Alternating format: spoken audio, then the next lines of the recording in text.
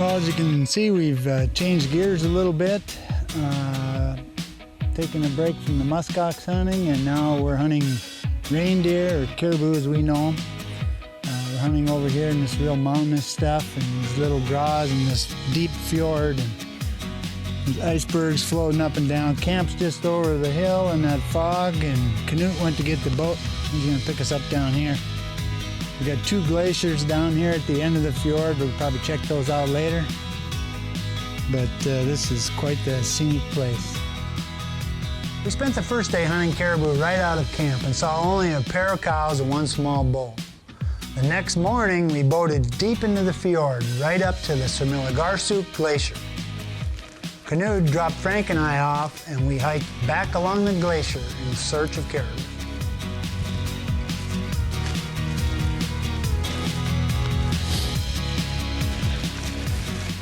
Absolutely incredible.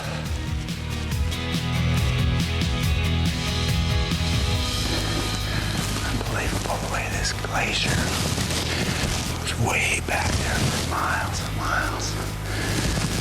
It's just slowly moving into the sea. There's another glacier in the next fjord over. They're all over the place.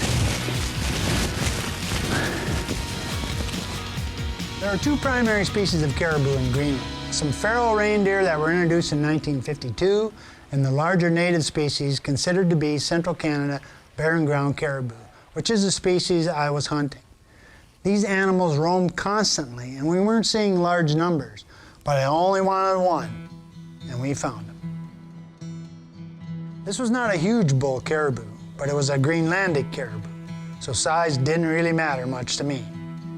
The bull had picked us off, but we slowly took cover, and he eventually forgot about us and went back to feeding.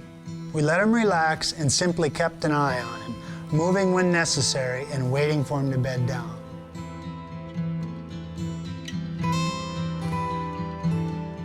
He's right by that big square of rock, kind of, just to the right of it.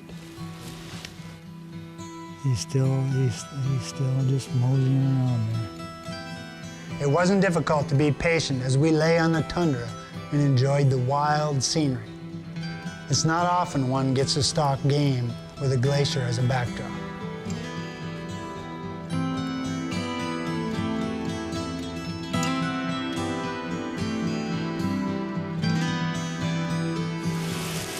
They don't see very well. Their hearing is good and they smell good, but they don't see very good. The eyes are bad. The bull finally disappeared into a small draw and did not come out. We surmised he had bedded down, so I made my move. The trick would be in relocating the bull without spooking him.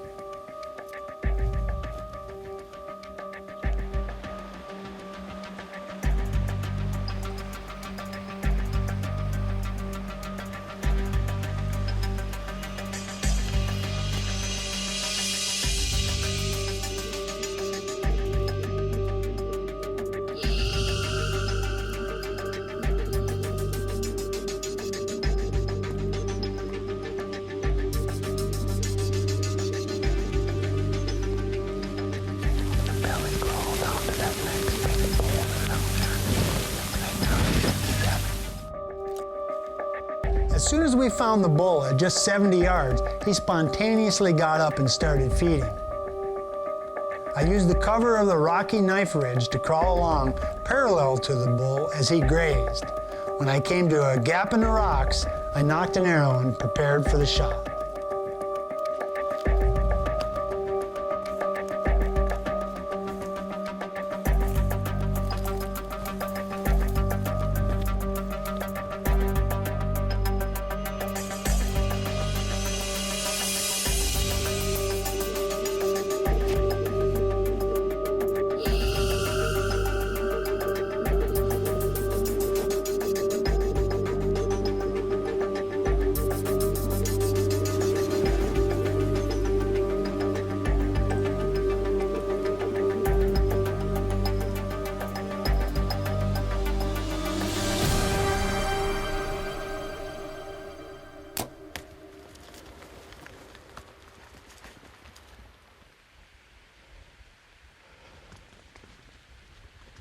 down there.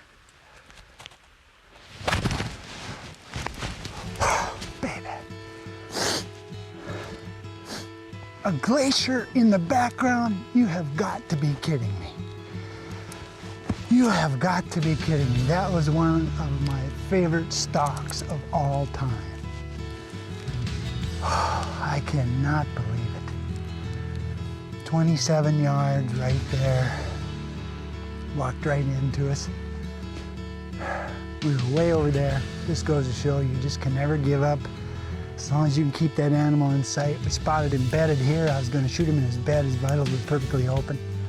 But he got up and started grazing. And my cameraman, Mike Emery, and I were like ninjas. We were on him, and he's down. All right. Hypodermic put a serious hurting on that caribou. Blood trailing in the shadow of a glacier. You work and you sweat and you go through all the preparation and all the travel, and this is the payoff right here. Scenery beyond compare, and a beautiful animal. That was an adventure beyond adventures. Despite the loss of some outstanding video, this was one of my favorite bow hunts ever. It was a fantastic expedition, even without the bow hunt. Frank Feldmann's operation is new, but his clients are 100% on muskox, and this is as close to a slam dunk as you will find. And you don't even have to suffer frostbite. If you'd like to experience Greenland, you'll find Frank's contact information at bowhunter.com. And if we ever figure out how to recover that video, we'll bring it to you. In the meantime, take care, and we'll see you right here next week.